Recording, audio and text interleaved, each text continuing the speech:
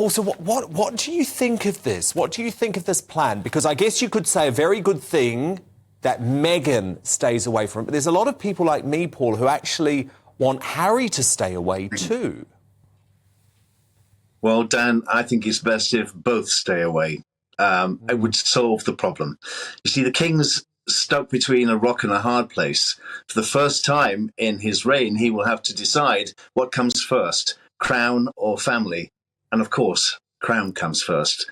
His mother, our dear late Queen, would have told him that the crown always comes first. The Queen was always put in those positions herself. She had to decide whether Princess Margaret could marry Townsend or not, but she put the crown first and said, no, you can't. So affairs of state come first. And I think it would be a mess, quite frankly, if any of them came, because how could Harry possibly sit in Westminster Abbey amongst his family, who he's thrown under the bus, and watch his father become king? Now, of course, I think that Prince Charles, as king, would want his son to be there, but I think it's problematic. I think they should stay away. I think there's no place for them here. And don't underestimate the British public, because when they turn up in the procession, or one of them turns up in the procession at Westminster Abbey, listen to the crowd. Listen to what they might have to say about this, because I think Meghan and Harry's popularity has waned in our country, and we think that they should stay in America where they belong. Well, Paul Burrell, I mean, Alison Pearson, columnist for the Daily Telegraph, a woman who I have immense respect for. You know, this is a respectable woman. She loves our country.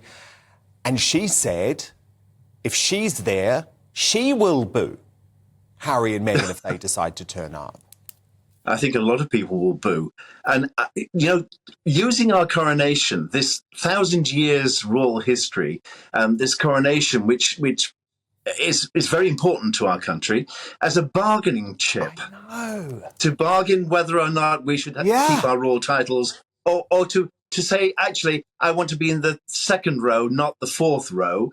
It's ludicrous. It's absolutely bonkers. You know, the king will have to make decisions, and he will have to say yes or no. And I think it's time he did say yes or no. I don't think they should come. I honestly don't, Dan. No. There isn't a place for them there. They're not working members of the royal family. This isn't a family occasion. This is a state occasion. And he's becoming king. Totally agree. Paul, there was something specific I wanted to ask you, because, of course, no one knows the interplay between the brothers better than you. You know, you saw the competition, the rivalry, but also the love between William and Harry up close.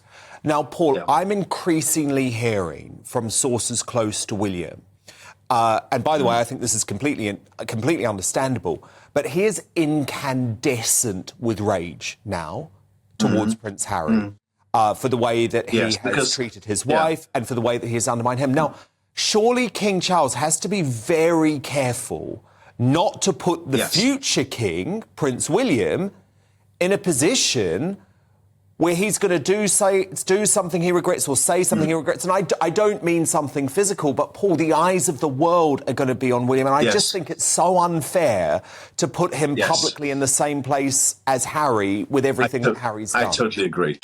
I totally agree with you. And he's going to have, the king is going to have to take a leaf from his mother's book and try and keep peace with everyone. This carefully choreographed exercise, not only in front of the cameras and a state occasion, but in his family too. And I think the easiest way to diffuse this is to say to Harry and Meghan, well, you know, you'd rather be in America, wouldn't you, than sat here with your family. And I think they would, because it's going to be very uncomfortable for Harry to sit very close to his brother and his sister-in-law and his stepmother and his father, all the people whom he's criticised in his book. How could he possibly be so hypocritical to turn up to Westminster Abbey in a house of God and be one with the family? It's not possible. It really isn't possible. Stay away. Stay away. It will solve all the problems if you just don't come. I know, because the thing that will overshadow the coronation is not their non-attendance, as lots of courtiers close to Charles seem to think. It's if they're here, because there's a chance that they might even try and upstage certain national events. I know that's a fear that Prince William has, because they can't be controlled, Paul. The last 2 months shows they can't be controlled. So what if they stage some sort of stunt during the week of the coronation that takes the focus off Charles? Yeah. Well, I don't want to watch the Harry and Meghan show directed by Netflix about our coronation. I don't want to see that. Because it's not just the coronation, it's the events around it that matter too. And all the people that attend those events, Harry or Meghan could be there and listening and watching everything that's happening. Of course, the children will be there. Charlotte and George and Louis will be there. How is Harry going to possibly fit in to that world which he successfully tried to extricate himself from, but is also undermined? I mean, we are talking about the institution of the monarchy here. We're talking about something which underpins our country. And I don't want to see anybody dismantling that. I don't want to see anyone trying to upstage that. It's not fair, it's not right, and it's not Harry and Meghan's day. It's the King's Day. It's the day we celebrate the coronation of our new king. And that's the focus should remain on that. It shouldn't be. I don't even know why we're talking about Harry and Meghan, because, you know, they don't really matter anymore. They are celebrities who live in Hollywood. They're not members of our royal family. They're not working members of the family. Let them just do their thing on the other side of the Atlantic. Don't come and mess in our thing on this side of the Atlantic.